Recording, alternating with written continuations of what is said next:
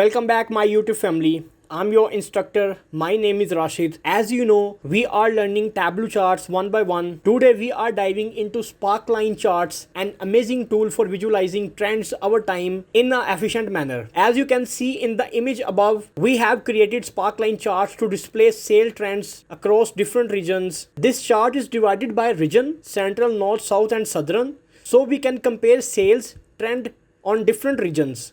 Each line in the chart represents the sales over time from 2021 to 2023. For example, the central region peaked at 170.2 but later dropped to 38.6. Similarly, the southern region saw a small peak at 28.4 in 2021. Along with the horizontal axis, or you can say this is x-axis, you can see the months from 2021 to 2023. This allows us to track how sales performed over these months. The vertical axis, or you can say the y-axis, shows the sales in numerical values. It helps us see the exact figure at different points in time, making it easier to analyze trends. Sparkline charts are perfect for showing trends and patterns over time without taking too much space. They give us a clear visual of how things are moving, whether sales are rising, falling, or staying consistent. So that's a quick overview of Sparkline charts in Tableau. So let's get started by placing the date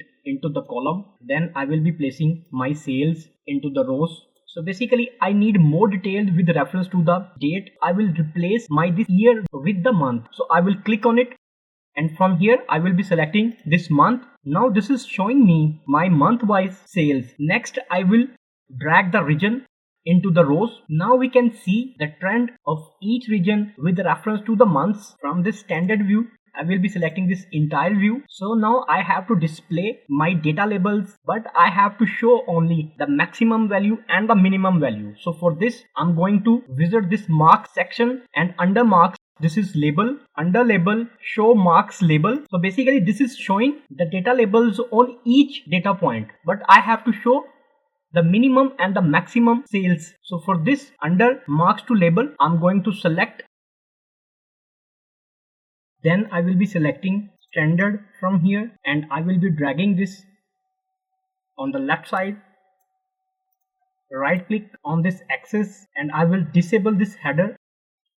Right click on this chart. I'm going to this format. From this format, I'm going to select these lines.